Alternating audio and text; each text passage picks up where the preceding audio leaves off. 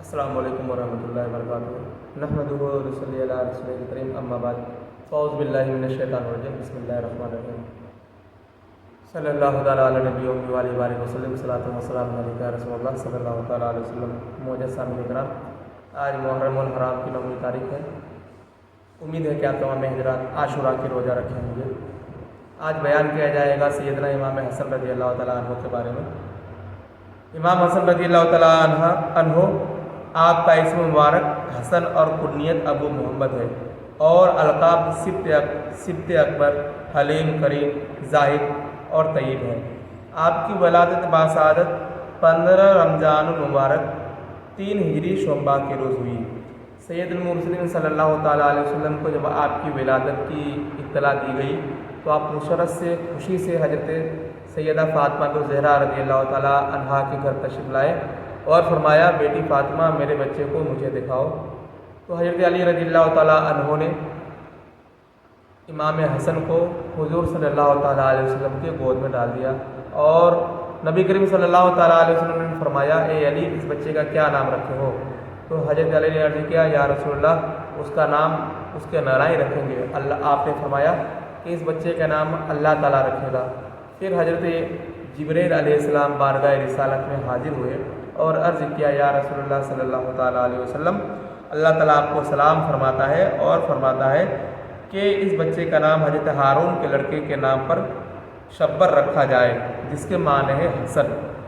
حضرت ہارون کے لڑکے کا نام پر اس لیے کہ سید عالم صلی اللہ تعالیٰ علیہ وسلم نے حضرت علی سے فرمایا تھا کہ علی، تیری نسبت میرے ساتھ ایسی ہے جیسے حضرت موسیٰ کی نسبت حضرت ہارون کے ساتھ ہے۔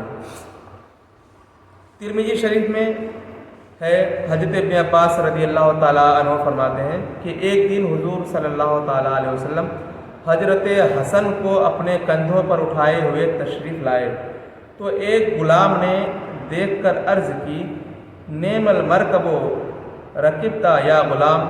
فقال رسول اللہ صلی اللہ علیہ وسلم، نعم الراکب، یعنی اے صاحبزادے، جس سواری پر تو سوار ہے وہ کتنی اچھی ہے۔ نبی کریم صلی اللہ تعالیٰ علیہ وسلم نے فرمایا کہ سوار بھی تو اچھا ہے۔ ترمذی شریف میں ہے کہ حضرت ابو بکر صدیق رضی اللہ تعالیٰ عنہ فرماتے ہیں کہ حضور صلی اللہ تعالیٰ علیہ وسلم نے ایک دن فرمایا، حضور صلی اللہ تعالیٰ علیہ وسلم نے ایک دن ممبر پر کھڑے ہوئے اور حضرت حسن کو پاس کھڑا کر کے فرمایا کہ یہ میرا بیٹا حسن سید ہے، سردار ہے، جس کے ہاتھوں اللہ تعالیٰ مسلمانوں کی 2 جماعتوں کے درمیان صلح کرائے گا۔ چنانچہ امام المتقین حضرت علی کی شہادت کے بعد جب آپ مسلمانوں کے اتفاق سے خلیفہ بنے تو اہل کوفہ نے آپ کی دست حق پر بیعت کی، لیکن اس کے ساتھ ہی اس وقت کے کچھ دشمنان اہل بیت نے اطرت رسول کے متعلق شرمناک توہین آمیز روش اختیار کر لی۔ چنانچہ ایسی حالت پیدا کر دیے گئے کہ قریب تھا کہ مسلمانوں کے 2 گروہوں کے درمیان ایسی خطرناک جنگ چھڑ جائے کہ جس سے نہ صرف یہ کہ مسلمانوں کا قتل عام ہو بلکہ اسلام کی بنیادوں کو بھی نقصان پہنچے۔ چنانچہ انہی خطرناک حالات کے پیش نظر حضرت امام حسن نے 6 ماہ اور چند دن کے بعد بڑی ہی حکمت عملی سے اور حسن تدبر سے کام لیتے ہوئے حضرت امیر معاویہ رضی اللہ تعالیٰ عنہ سے ان شرائط پر صلح کی کر کے اپنے نانا محمد مصطفیٰ صلی اللہ تعالیٰ علیہ وسلم کے علم غیب پر مہر تصدیق ثبت کر دی، جس کے متعلق نبی کریم صلی اللہ تعالیٰ علیہ وسلم نے فرمایا تھا، کئی سال پہلے فرما دیا تھا کہ میرے اس بچے حسن کے ہاتھوں پر اللہ تعالیٰ مسلمانوں کی 2 جماعتوں پر صلح کرائے گا۔ شرائط کیا تھی؟ وہ یہ تھی، نمبر 1، حضرت امیر معاویہ کے بعد خلیفہ پھر حضرت حسن ہوں گے۔ نمبر 2، حضرت امیر معاویہ 1 لاکھ درہم سالانہ حضرت حسن کو ادا کرتے رہیں گے۔ نمبر 3، اہل مدینہ و عراق میں حضرت علی کے زمانہ کے متعلق کسی شخص سے بھی کوئی مواخذہ و مطالبہ نہ کیا جائے۔ نمبر 4، اہل بیت اطہار کی عزت و آبرو اور جان و مال کی حفاظت کی جائے۔ حضرت امیر معاویہ نے یہ تمام شرطیں منظور کر لیں اور صلح ہو گئی، مگر اس وقت کے کچھ محبان اہل بیت کو حضرت امام حسن کا حضرت امیر معاویہ کے حق میں دستبردار ہو جانا بہت ہی ناگوار گزرا، اور انہوں نے طرح طرح کے نکتہ چینیاں کی اور اشاروں میں ناراضگی کا بھی اظہار کیا۔ امام حسن کے اس اچھے کام کو وہ لوگ سمجھ نہیں سکے، اور امام حسن رضی اللہ تعالیٰ عنہ اگر اس وقت صلح نہ کرتے تو مسلمانوں کے درمیان بہت زیادہ جنگ چھڑنے کا اندیشہ تھا۔ حضرت امام حسن رضی اللہ تعالیٰ عنہ کو زہر دیا گیا، یہ سب کو معلوم ہے، لیکن بعض مورخین سے یہاں سو ہوا، انہوں نے کہا کہ آپ کو زہر آپ کی بیوی نے دی، لیکن یہ صحیح نہیں ہے، کیونکہ مورخین کے پاس کوئی صحیح ثبوت نہیں ہے۔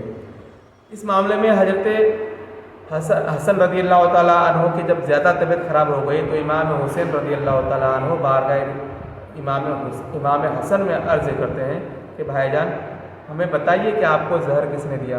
امام حسن نے فرمایا کہ اگر میں تمہیں جس پر میرا شک ہے اگر اس کو میں بتا دوں تو تم اس کو قتل کر دو گے؟ تو آپ نے فرمایا ہاں، قصاص کے طور پر اسے قتل کر دیا جائے گا۔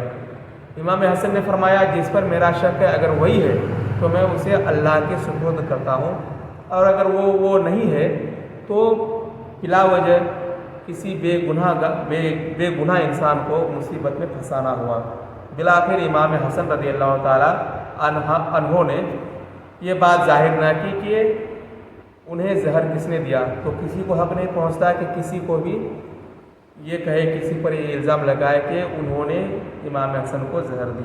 بالآخر امام حسن رضی اللہ تعالیٰ عنہ کی جب طبیعت بہت زیادہ خراب ہو گئی تو امام حسن نے اپنے بھائی سے وصیت کی کہ بھائی نانی جان سے اجازت لے لو کہ میرے انتقال کے بعد میرے جنازہ کو نانا جان کی حجرے میں دفن کیا جائے۔ امام حسن نے حضرت عائشہ صدیقہ رضی اللہ تعالیٰ عنہا سے اجازت لی۔ حضرت عائشہ نے فرمایا کہ وہ ان کے نانا جان ہیں، ان کا زیادہ حق ہے کہ وہ دفن ہو، لیکن جب امام حسن رضی اللہ تعالیٰ عنہ کے جسم اقدس سے روح اقدس پرواز کر گئی اور آپ کو تعزیہ و تکفین کے لیے روضہ رسول میں حاضر کیا گیا تو اس وقت وہاں کے گورنر مروان نے آپ کو وہاں دفن کرنے نہیں دیا اور اس نے فساد مچانا چاہا۔ بالآخر وہ مروان حضرت امام حسن سے لڑنے کی کوشش کرنے لگے تو حضرت ابو ہریرہ رضی اللہ تعالیٰ عنہ نے ان کو بھائی حسن کی وصیت یاد دلائی تو آپ خاموش ہو گئے، اور پھر امام حسن کو جنت البقیع میں خاتون جنت کے پہلو میں دفن کر دیا گیا۔ یہ تھی حضرت امام حسن رضی اللہ تعالیٰ عنہ کے بارے میں چند باتیں۔ اللہ تبارک و تعالیٰ سے دعا ہے کہ ہم اور آپ کو اس ماہ متبرکہ کے وسیلے سے اور امام حسن رضی اللہ تعالیٰ عنہ کے وسیلے سے ہم سب کی مغفرت عطا فرمائے۔ استغفر اللہ رب من کل ذنب واتوب الیہ وما علینا الا البلاغ۔ السلام علیکم ورحمۃ اللہ وبرکاتہ۔